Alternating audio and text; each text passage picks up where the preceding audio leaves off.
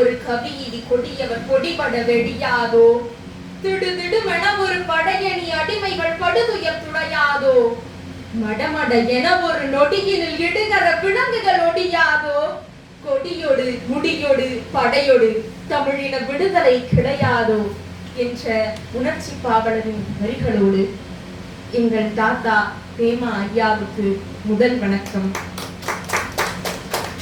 பாவேந்தரை பேச வந்திருக்கும் ஐயாக்களுக்கும், கொள்கை குன்றுகளாய் இங்கே குவிந்திருக்கும் சான்றோர் பெருமக்களுக்கும் மறு வணக்கம், மகிழ்ச்சி வணக்கம். அது என்ன, உன் தாத்தாவிற்கு மட்டும் முதல் வணக்கம்? நீங்கள் கேட்கலாம். தமிழ்த்தாயின் கைகளில் விலங்கு பூட்டப்பட்டிருந்த போது எல்லோரும் சம்மட்டியை தேடிக்கொண்டிருந்தனர். கந்தகம் கொண்டு வந்தவர் எங்கள் தாத்தாதான்.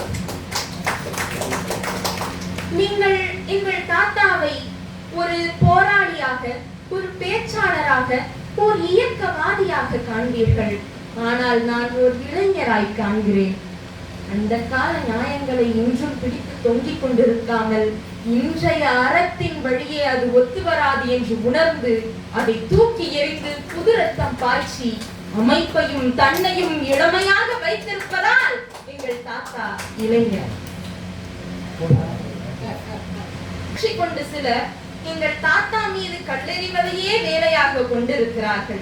அந்த கற்களை அடித்தளமாக்கி அதன் மீது தமிழ் தேசிய நாடு கட்டி கொண்டிருக்கும் நாயகன் எங்கள் தாத்தா. அதனால்தான் அவருக்கு முதல் வணக்கம். இன்னும் அடுக்கிக் கொண்டே போகலாம் காரணங்களை.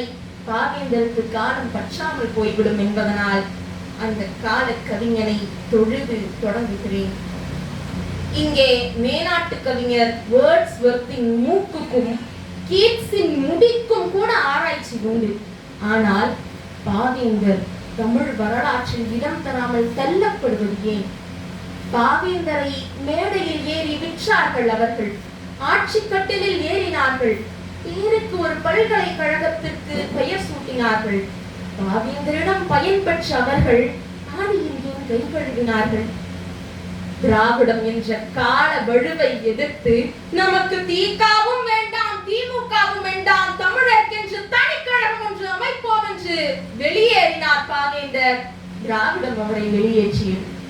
இந்த தமிழ் தேசிய பேரியக்கம் பேமா ஐயாவை தலைவராக கொண்டிருப்பதாலும் பெருந்தொண்டர்களை உறுப்பினர்களாக கொண்டிருப்பதாலும் மட்டுமா பேரியக்கமாக இருக்கிறது? யாரை கொண்டாட வேண்டுமோ அவர்களை கொண்டாடியதால் இது பேரியக்கம். திராவிடம் இருட்டடிப்பு செய்த பாவேந்தரை இளைய தலைமுறைக்கு எடுத்து செல்வதால் இது பேரியக்கம்.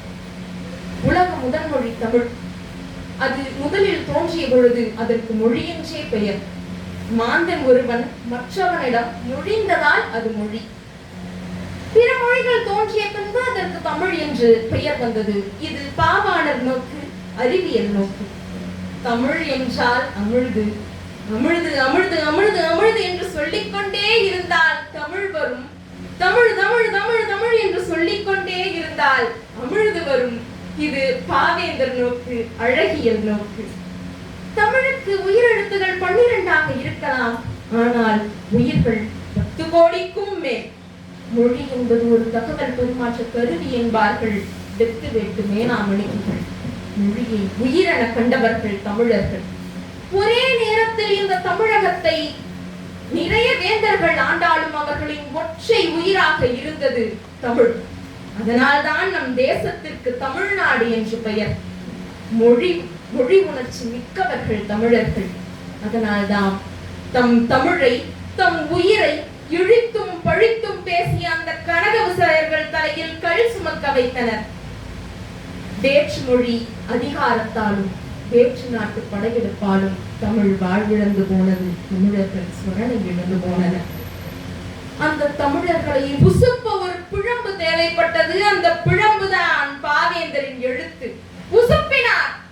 கனியிடை ஏறிய சுளையும் முற்றல், கழையிடை ஏறிய சாரும், கனிமலர் ஏறிய தேடும் காய்ச்சி, பாகிடை ஏறிய சுவையும், நனிப்பசு பொழியும் பாலும், தென்னை நல்கிய குளிரில நீரும், இனியன என்பேன் எனினும் தமிழை என்னுயிர் என்பேன் கண்டீர் என்று தமிழை என்னுயிர் என்று அழகாய் கூறினார்.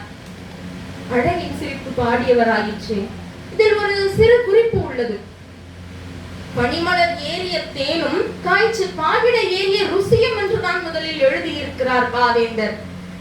தமிழை கொண்டாடும் இந்த பாடலில் வடமொழி எதற்கு என்று தமிழ் மறவர் பொன்னம்பலனார் கேள்வி கேட்க பாவேந்தர் தமிழை சுவையாக மாற்றினார். பாரதியார் மீது ஆசை வைத்தவர் பாவேந்தர், பாரதி போல் மீசை வைத்தவர் அல்ல. அவரை விட பன்மடங்கு சீற்றம் கொண்டவர். ஒரு முறை ஆங்கில பேராசிரியர் ஒருவர் திருவிக முதலிய தமிழ் அறிஞர்களின் உரைநடையை கிண்டலடித்து விட்டார். அதை கேட்ட பாவேந்தர், தமிழ்நாட்டில் இத்தனை தமிழர்களுக்கு நடுவே ஒரு தமிழறிஞரை ஒருவன் கேவலமாக பேசுகிறான், மான உணர்ச்சி இருந்திருந்தால் இப்படி சும்மா இருந்திருப்பீர்களா என்று அவன் தமிழை பழித்து பேசினானோ அன்றே அவன் தலையாற்று விழுந்து விட்டது என்ற செய்தி தமிழகம் முழுவதும் பரவி இருக்க வேண்டாமா என்று கொந்தளித்தார். தாயை பழித்தவனை யார் தடுத்தாலும் விடாதே, தமிழை பழித்தவனை தாயே தடுத்தாலும் விடாதே என்று பாடியவராயிற்று. அவர் காலத்தில் இசையரங்குகளில் தெலுங்கு கீர்த்தனைகள் இல்லாமல் இருக்கார். தெலுங்கிசை தெரிந்திருந்தால் தான் தமிழிசையை தெரிந்திருக்க வேண்டும் என்ற அந்த தாழ்வு மனப்பான்மையை உடை தெரிய வேண்டும் என்று வலியுறுத்தினார். நாயும் வயிற்றை வளர்க்கும் வாய்ச்சோற்றை பெரிதென்று நாடலாமோ, போயுங்கள் செந்தமிழின் பெருமையினை புதைப்பீரோ பாடகர்கள், போயுந்தேன் நிகர்த்தமிழால் பாடாமே தெலுங்கிசையை சொல்லி பிச்சை ஈயுங்கள் என்பீரோ, மனிதரை போல் இருக்கின்றீர் என்ன வாழ்வு என்று வெகுண்டு பேசினார். பாவேந்தர் வணிக நிறுவனங்களின் பெயர்களை தமிழில் மாற்ற வேண்டும் என்று போராடினார். அன்றைய காலம் தொட்டு இன்றைய காலம் வரை அது மாறவில்லை. இதோ இந்த புது ஆற்றுச்சாலையில் மெட்ரோ பசார், டெல்டா மார்ட், விருட்சம் காஸ்டியூம் டிசைனர், கணேஷ் ஸ்டோர் இவைதான் வணிக நிறுவனங்களின் பெயர்கள். பிறமொழி கலப்பில்லாத பெயர்களை எங்குமே காண முடியாமல் போய்விட்டது. இதனை மணக்கவரும் தென்றலிலே குளிரா இல்லை, தோப்பில் நிழலா இல்லை, தனிப்பரிதாம் துன்பம் இது தமிழகத்தின் தமிழ் தெருவில் தமிழ்தான் இல்லை என்று ஏங்கி பாடினார். அந்த ஏக்கம் இன்றும் நீடித்துக் கொண்டுதான் இருக்கிறது. தமிழ் தமிழன் என்று எழுதுவதோடு மட்டும் நிறுத்திக் கொண்டவர் அல்லர். தமிழன் தமிழுக்கான போராட்டங்களில் முன்னின்று போராடியவர் எங்கள் பாவேந்தர்.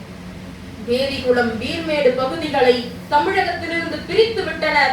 அதை எதிர்த்து போராட்டத்தில் முன்னின்றவர் பாவேந்தர். அந்த போராட்டத்தில் நாங்கள் சொன்ன விதிப்படிதான் போராட்டம் நடக்க வேண்டும் என்று கிடுக்குப்பிடி போடுகிறது காவல்துறை. அந்த கடையடைப்பு போராட்டத்தில் ஒரு கடைக்காரர் மட்டும் கடையை திறந்து வைத்திருக்கிறார். பாவேந்தர் விட்டு விடுவாரா? பொங்கு தமிழருக்கு இன்னல் விளைந்தால் சங்காரம் சமண சங்கே முழங்கு, வெங்கொடுமை சாக்காட்டில் விளையாடும் தோழிங்கள் வெற்றி தோள்கள், கங்கையை போல் காவிரி போல் கருத்துகள் ஊறும் உள்ளம் எங்கள் உள்ளம், வெங்குருவிதனில் கமிழ்ந்து வீரம் செய்கின்ற தமிழ் எங்கள் மூச்சாம் என்று வெகுண்டார். அந்த கடைக்குள்ளே புகுந்தார். இவரை பின்தொடர்ந்து அத்தனை போராட்டக்காரர்களும் ஆயிரக்கணக்கான தமிழர்களும் அந்த கடைக்குள்ளே போய்விட்டனர். கடையை விட்டு வெளியேறும்படி காவல்துறை சொல்கிறது. இருக்கும் ஒரு கடையில் தானே நாங்கள் சாப்பிட வருவோம், இந்த கடையை மூடிவிட்டால் நாங்கள் ஏன் வரப்போகிறோம் என்று கேட்டார் பாவேந்தர். காவல்துறையினரே அந்த கடையை மூடிவிட்டனர். வேற்றுமொழி கலப்பு செய்து பாடல் எழுதுகிறவரை பாவலராகவே ஏற்றுக்கொள்ள மாட்டார் மறைமலையடிகள்.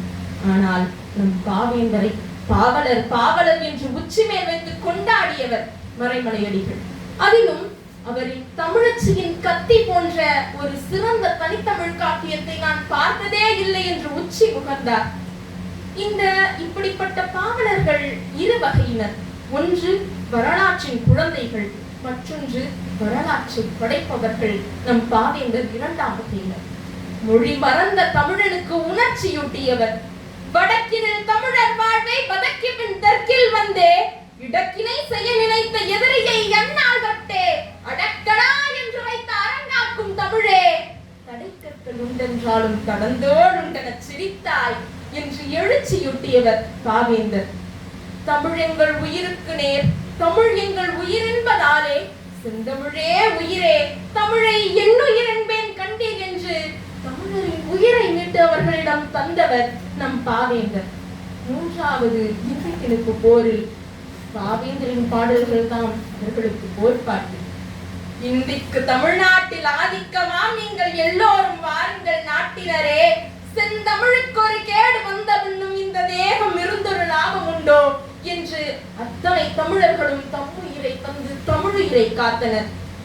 கீழப்பழுவூர் சின்னசாமியின் 2 நாட்களை எடுத்துக் கொள்வோம். அன்றைய முதல்வரிடம் காலில் விழுந்து மன்றாடுகிறார், தமிழை காப்பாற்றுங்கள் என்று. அவர் கண்டுகொள்ளவில்லை. பக்தவச்சலம், அந்த முதல்வர் பெயர் பக்தவச்சலம். அவர் கண்டுகொள்ளவில்லை. அவருக்கு பொறுக்கவில்லை. தன் மீது எரியெண்ணெய் ஊற்றி கொளுத்திக் கொள்கிறார். உடல் எரியும் அந்த நேரத்திலும் அவர் வாயிலிருந்து வந்த ஒற்றை சொல் தமிழ் வாழ்க, தமிழ் வாழ்க, தமிழ் வாழ்க, தமிழ் வாழ்க என்பதே. உடல் கருகி சிதைந்து விட்டது. தீயை அணைத்து விட்டார்கள். அதன் பிறகும் அவரின் உயிர் அந்த உதடுகள் வழி உச்சரித்துக் கொண்டிருந்தது தமிழ் வாழ்க, தமிழ் வாழ்க என்ற சொல்லைத்தான்.